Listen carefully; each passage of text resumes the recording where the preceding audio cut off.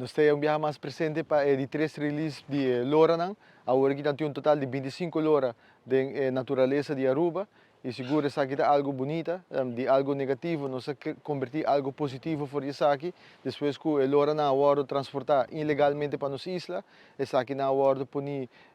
de sistema de FPNA para não por cuidar aqui de quarentena e criar para ano largo, ano e meio largo, e ave tur 25 lora ta den natureza de Aruba para assim que não siga engrandecer nosso ecossistema e mais que turcos também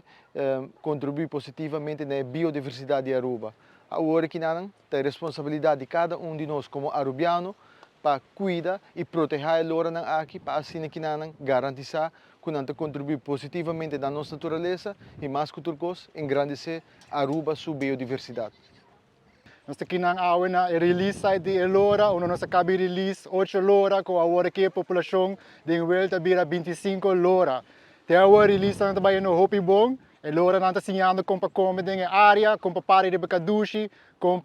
proteger os mês contra parca predatória que nós temos na área aqui, maneira falque com kinikini e warawara. E até agora também no Hopi Bom, nós estamos contentes com o resultado. Pero está querendo na comunidade Aruba também para seguir ajuda nós para proteger o parque aqui e tudo ainda pode ser com nos hotline 592-4476. Se você com Lora de Wild, sa com portrait de ele, manda nos location, conta a Lora não quanto tem na área, manda nos informação que não, e assim nós tudo junto por que ter worry be Lora não. E cada bom, agora com Lora de Wild, não está bezig nang de wild, que men não vai muito cerca de nang, do nang respeito, want a distância e desfrutar de